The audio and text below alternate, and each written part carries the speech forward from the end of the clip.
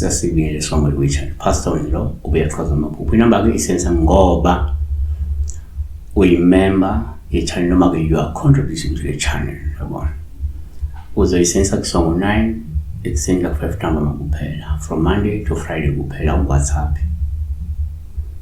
sibheka ke la udaba lamaphupho njengenjwayelo ake sibheke la so kunombukeli la ophupha ebuza angxamini obuza ngokuphupha ekuvakashelwe nje abantu you may have had dream la khona you see ukuthi uvakashelwe nje abantu abaningi out of the blue bazovakashela ekhaya could be abantu baziyo abantu ongabazi no nake singakusho number 1 ngokwesintu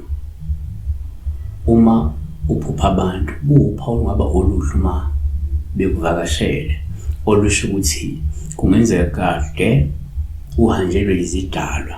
zakho ikakhulukazi manje ukuthi kukhona sanda kwenza ngabe kade ukuyilanda ukuyifaka kade ukuphahla kade ukuyikhuphula whatever le osuyenzile number 2 kuyenzeka futhi ngesikhathi uphupha abantu ubophawu esitshale ngokoluhle uma bekuvakashela lusho ukuthi kungenzeka kade uhanjelwe ke ingelosi kaNkulunkulu noma izingelosi zikaNkulunkulu ngenxa ukuthi umuntu ongenzeka umnene noma ke umuntu ongcwele noma ke kukhona imilayezo efanele ngabe uyayithola wena evela kuNkulunkulu noma izexwayiso noma ukuvikeleka ke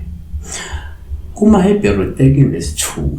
ningakhohlwa ukungenisa izihambi ngokuba ngalokho abanye bangenisa izingelosi bengazi. Okay, number 3 uma kungenzeka okwabanye uma uphupha abantu uyaba nje uPawulu uma bevakashelwe likhombisa ingenzeka vele umuntu okhoyisa ukuthi uzohanjelwa abantu uzowashelwa abantu maduze yabona umuntu oboniswa into ezokwenzeka nabona ngabe labantu bazofika ngenxa yomcimbi ozayo noma ngenxa nje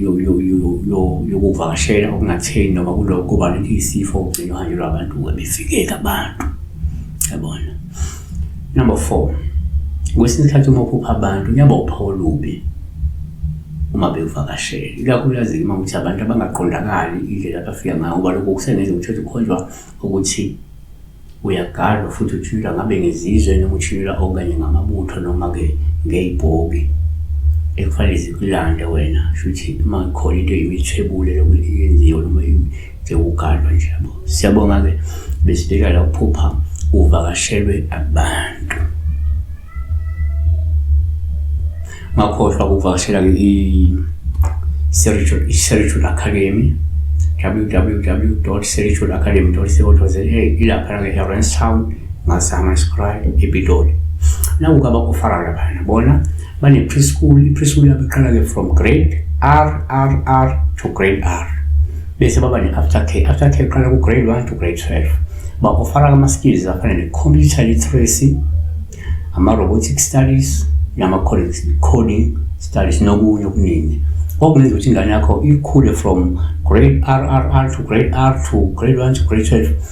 inolwazi le-computer lama robotics kanye nama coding yesikolo is computerized sinama computer ukuthi ingane yakho izoqala ufuna nje into zama computer at a preschool level to after K level bathinta ku 076 135 0426 noma ukuthi 012 004 3755. Siyabonga ke bavakashele lapha ke eRandstown Spiritual Academy. Siyabonga.